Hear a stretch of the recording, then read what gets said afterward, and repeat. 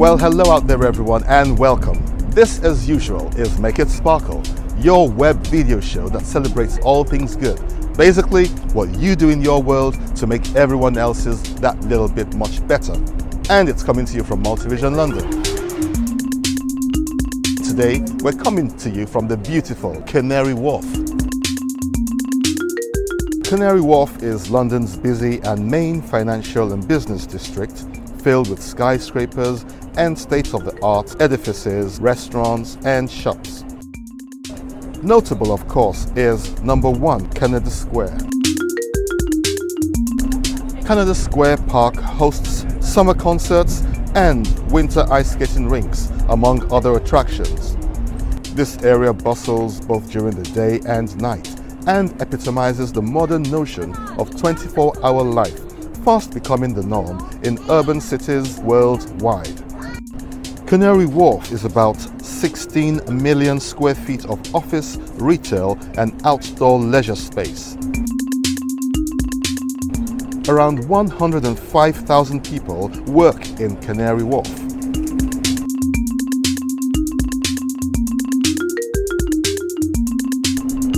Thank you so much for your immense support for our last episode. Thank you for your comments, for your likes, for your shares. A special shout out goes to all the new channel subscribers that have subscribed to our channel since the last episode aired. All 120 of you. We really truly appreciate your support. Well, advanced apologies for the postponement of the second part of our special documentary series on the life and works of Kazeem Babajide Busari. I am sure you're all eager to find out about his extraordinary exploits in broadcasting. Keep it right here, don't go anywhere. www.saltfm.com. That will surely come in the very next episode, I assure you. The feature that we have today has already attracted a lot of interest on social media, and it is the exclusive interview I had with His Imperial Majesty Oba Adeyeye Enitan Babatunde Ogunwusi, Ojaja II, the Ooni of Ile-Ife, Nigeria.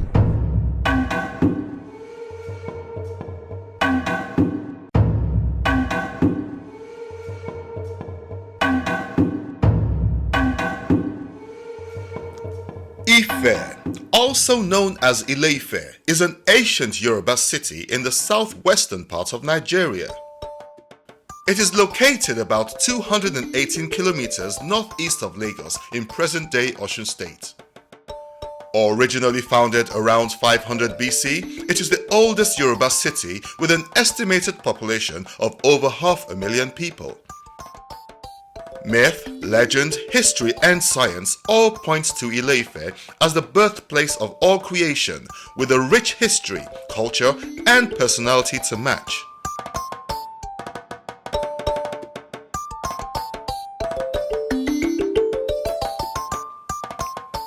At the helm of this amazing story sits the Ooni, the king, the 401st spirit or Orisha in Ile-Ife, and the only one who speaks.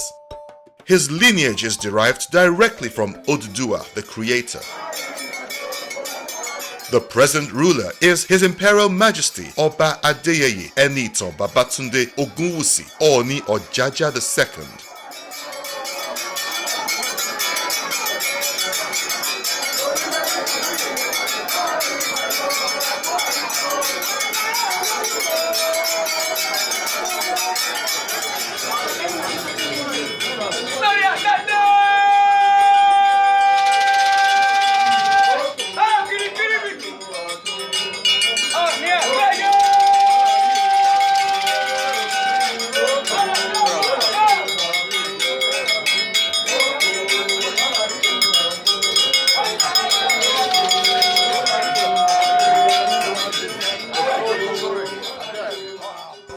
Hello everyone and welcome.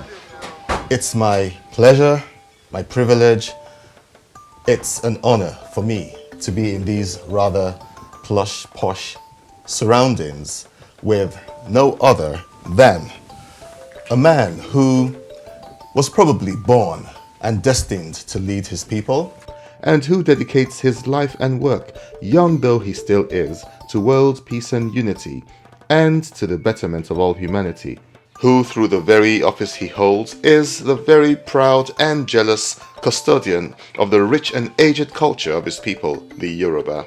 And I'm talking about none other than His Imperial Majesty Alayeluwa Oba Adeyeye Enitan Babatunde Ogunwusi Oni Ojaja II, the Chancellor of the University of Nigeria, Nsukka, a chartered accountant by profession and a property magnate of no mean repute, having graduated from the Polytechnic Ibadan.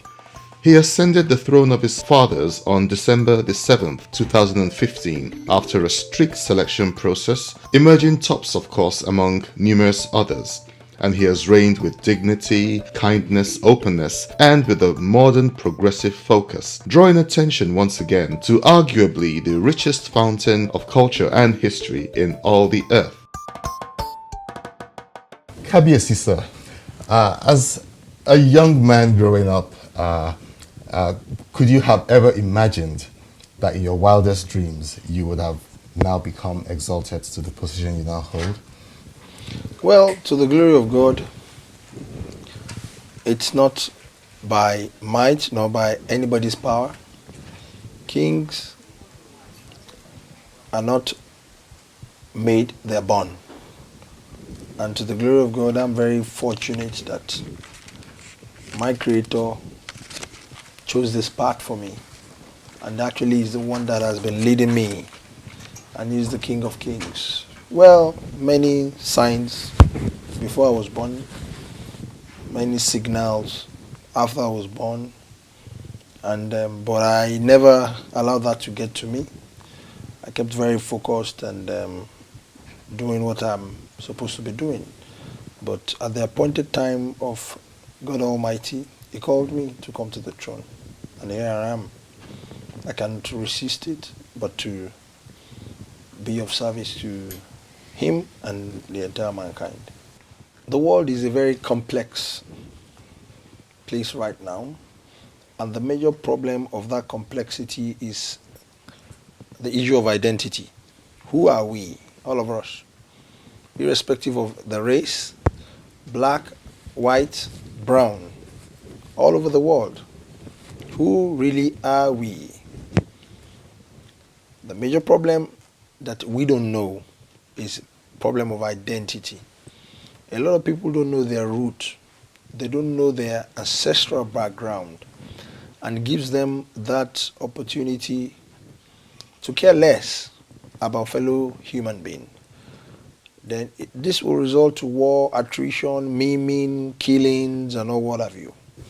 But if we truly know that humanity belongs to the same happy family, we all came from one source, and we should nurture and cherish that source. If I were to be in a position to change the world, I'll first of all preach peace and focus more on identity. We should all identify who we are. How did we break out? It's very important. If we all know this, if we all know this fact, there won't be hatred amongst the black or amongst the whites, among the brown race. Everybody will love one another, and the world will be a better place in the presence of man and God. And that is what the Creator wants, for the world to be a better place. So for me, it's a issue, it's a problem of identity that we should focus on. Now you ascended the throne of your fathers, the exalted Arole Oduduwa of Ile-Ife, and probably by extension, the whole of Yoruba race, and probably beyond that, the world, because legend has it, myth has it, history has it, that Ile-Ife is the birth of creation. Now, taking on royal responsibility is typically seen as a role for the advanced in years, but you have taken it on at a relatively young age. Do you think that this will inspire our youths to rise up in all spheres of influence, politics, industry, and the traditional institution? Well, if you look at the history of the very good kings that have performed in the world, they were very young. Josiah, David, Solomon, If you look at the age God called them, very tender age. Make hay while the sun shines. To me, as far as I'm concerned, it is the calling of God, irrespective of your age. But when you have that youthful capability, you have that positive energy to do a lot of things. And when you get to your old age, then age can start to tell. But when you are still young, you must make very positive impact. So it is that general saying that it belongs to the old category, old class. But for the glory of God, God made me to ascend the throne at this age. Well, I don't think I'm even old. I mean, I don't think I'm young.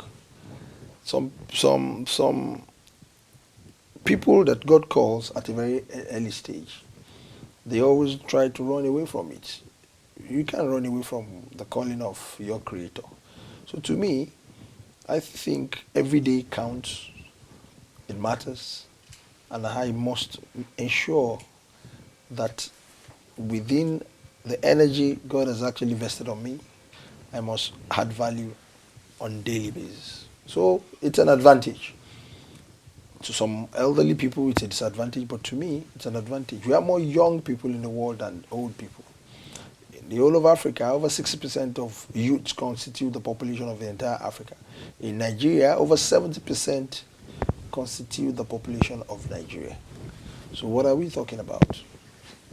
That's the future. Future belongs to the youth. That brings me to my next question, which is your policies of youth empowerment. We've seen that very strongly since you took over as Imperial Majesty. And we've seen that even in your speeches ever since, especially at the just concluded Commonwealth Africa Summit, where you spoke at length about this. So tell us some of the other ways that you feel you can empower the youth of today, since they are the force to be reckoned with for tomorrow. Well, it's no brainer. Any meaningful government should focus more on the teeming youth, because the future belongs to them. Whoever that doesn't focus on them, that leader is just deceiving himself or herself, because they have gotten to their peak. What else can they become? You are a leader, yes. So what next? But for youth, upcoming youth, teeming youth, you don't know the level they will get to. As a result, the future belongs to them. If you look at the whole of Africa in terms of the pioneers of emancipation across the entire continent, they started at a very tender age, in their 20s and 30s. The likes of Nyerere, the likes of Awolowo, the likes of Azikiwe, the likes of Kenyatta, the likes of Nkrumah, the likes of Tafawa Balewa, and so many others across the entire continent of Africa. The likes of Mandela. You know when they jailed Mandela? At what age? In his 30s. Early 30s. And he started the movement in his 20s. So what are we talking about?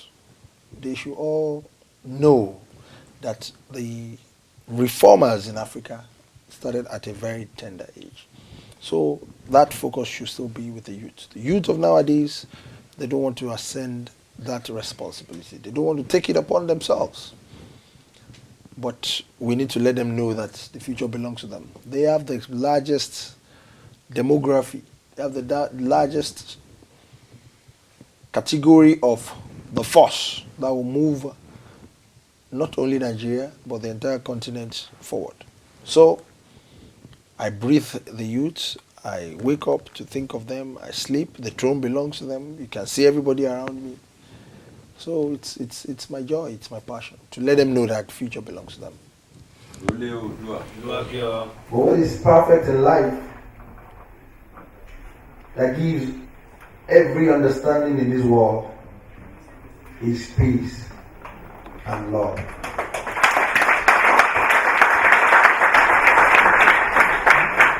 We're all brothers. That has been established scientifically. Why can't we do great things together? Now, World peace, we can't shy away from that. We've seen your efforts, both locally, nationally, and internationally, especially when you broke history. I wouldn't say tradition, you broke history by being the first Oni of Ife to visit the Alafi and extend a hand of peace to him and friendship.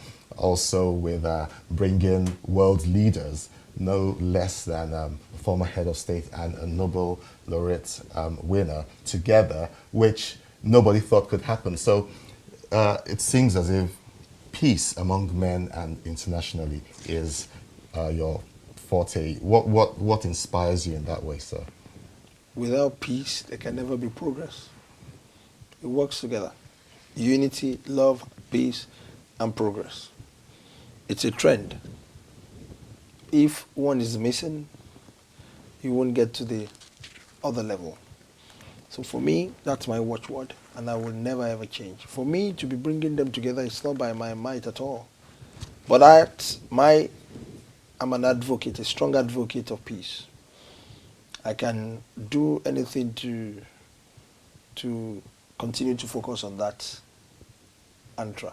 It's my mantra, and I don't want to change from it. So for the rest of my life, that's what I will carry. You can't do anything without peace. You can't achieve anything without peace. It's not possible. So for me, it's non-negotiable. Culturally, we could say that you're a custodian, or if not the custodian of Yoruba culture. But we see a lot of the richness of African culture, and in fact, cultures around the world being eroded now due to modernity. Having said that, you've brought a lot of modernity into your reign, but I see you've still kept a lot of the culture, if not all the culture. So how important do you think culture and tradition is in the world in which we live in today? Without culture, without tradition, we can't survive. What's the essence of our living? Nothing. Religion is just by the side. Culture, tradition, and your heritage is way stronger than religion. If the world is focusing on that, a lot of things will be better.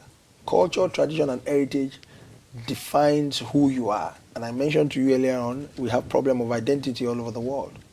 We don't know who we are. You can only know who you are from your culture, your tradition, and your heritage. To me, and I belong to that school of thought, and I say it all the time, the greatest joy is the joy of origination. Which other joy can anybody be happy about in this world? It is the joy of origination. When you become president, you are high up there. But when they send you pictures of you chasing in your primary school, chasing a particular girl, or you dancing in your nursery school, you will laugh. There's no way how powerful you are in the world. When they show you things of your past, of your roots, you will break. There's no.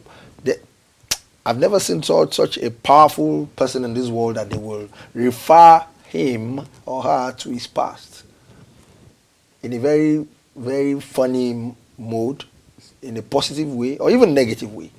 You will break. That is the joy of origination. When you remember your roots, you will break. So it's a problem of the world. So culture, tradition, and heritage, you can't joke with it. It's very potent. It's alive. It's part of nature. So for me, I belong to that school of thoughts, and I will not shy away from carrying it. I'm a very strong advocate and strong ambassador for culture. And providentially, Yoruba has the richest culture and tradition in the world. Nothing compares to it. Second to none. So I need to continue to propagate it. Right. One of the questions, if I might break away from the questions we prepared, I'd like to ask you how much presence you have in social media. Do you have a Facebook page? Yes, I do, but I don't. You don't manage it yourself. It's so I can't combine that with I still once in a while. I don't have for myself, but if I want to have access to it, I can have access to it. Twitter, Yes, Instagram, everything. and all those. Yes, yes. Right. Now, one of the questions that came up, because we put notice of this interview on Facebook, one of the questions that came up from some of the people who follow you is that of tourism. Mr. Ben Ogutala from the African Tourism Market wants to know how you are exporting African culture, especially, and in particular, Yoruba culture to the rest of the world.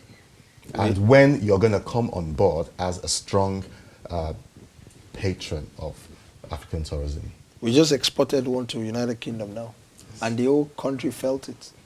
The whole country felt it. They felt Yoruba culture, Yoruba tradition. It's resonating so high. The only thing they hear about Nigeria is negative news, but this time around they saw our culture rich, raw, and they saw our heritage. And at times where they see us, they will even start dancing. They will take pictures, they will troop out, and they're white. So we've already started that. We did that in America too, and we're doing that in so many other countries. We're still going to go to Brazil and a lot of Caribbean islands. One other question from social media comes from Noye Adedeji, and she wants to know how you're going to influence or sensitize Nigerians in diaspora to think of investing back in Nigeria, because a lot of people don't even want to know at the moment. I know Nigeria is very rich in terms of potential, but probably some of us need to see that. Well, so far so good. We don't have a choice. The diaspora people must know that they are the one that will be very impactful in terms of development. It happened in so many other countries. China, the diaspora in China did so much. The same in India. In Africa too, we can't write that off, especially in Nigeria. And it's working now. People just don't know. There has been recession in the Nigerian economy for over a year. But what has been sustaining it? It's the diaspora people. Before recession, they used to spend a lot of money on parties and frivolous things in the diaspora. But guess what? They haven't been doing it. So they rather send money home because the currency is so strong for them. Yes. So they would rather say, let me go and build, or let me rather put something in Nigeria. Let me put a factory, let me put a house. They were not thinking like that before. So that has been the only thing sustaining that market. And if you look at the capital importation in Nigeria over the last 1 year, it's been coming from the diaspora market. So they rather not do party any longer. But when the dollar starts to, when the appreciation started now, maybe they will have a change of mind to start spending the money within themselves. But so far so good. We can't overemphasize and just shove them aside. They are very key. Thank you, sir. Now, one of your passions, of course, in investment and in getting people to invest in as well is the area of agriculture. Now, a lot of youth are unemployed. What do you think? Do you think they should venture into agriculture, and what is the incentive, do you think, to go into that? Whenever you're defining inflation all over the world, if you don't mention agriculture to it, you can't define inflation. It's a basis, a bedrock for any economic variables all over the world. And agriculture in some parts of the world are greatly subsidized. People can't survive without eating. Even if your population is so huge, agriculture is very key. So what's my point? Nigeria, we have been lazy, we have neglected everything, and we have become a monoproduct economy. Only oil and gas.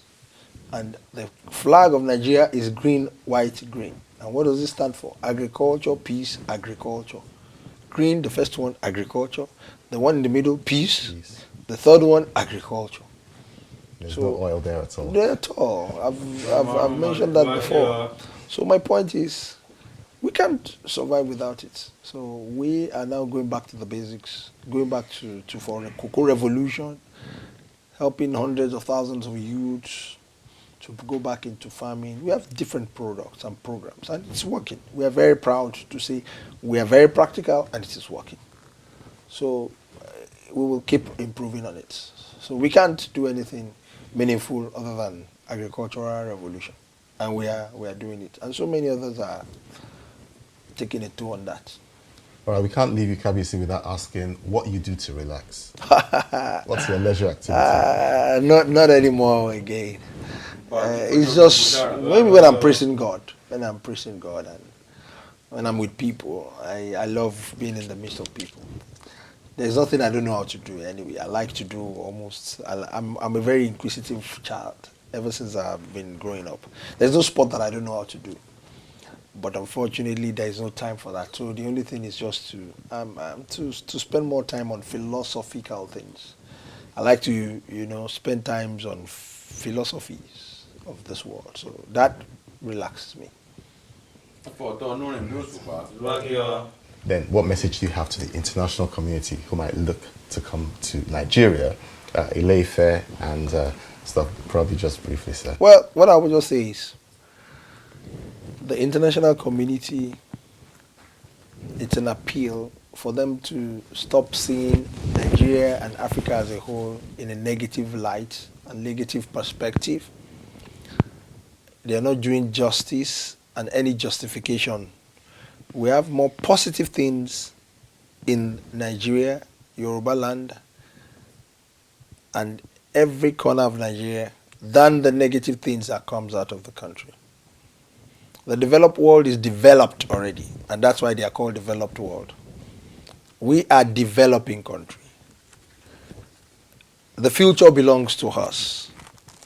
So it's about time for them to know that even where we came from is the center point of the world. That's the motherland for everybody, the land of Africa. It is the right of everybody in the world. We should all come together as one big happy family to develop the continent of Africa. People are suffering too much, and yet we have a lot of natural resources. You should look into the potentials of Africa, not the negative side of Africa. We have negative energies everywhere, and we have positive energies everywhere. But they should do us that justice. Mention so many good things out of Nigeria, not bad things. God will continue to bless all of us and the entire mankind. God bless you. Thank you very much.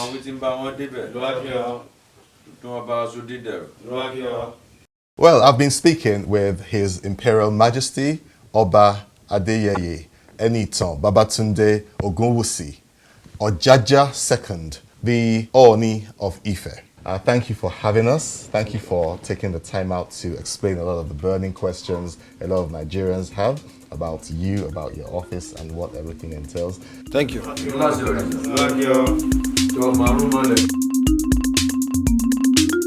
As usual, please leave your comments, suggestions, questions, and what you want to see in the program below in the feed section. And please support us by liking this video and sharing it. And of course, subscribing to our channel, Multivision London. Well, thank you so much for watching. Do have a fabulous week. And whatever you do with your time, remember to make it sparkle.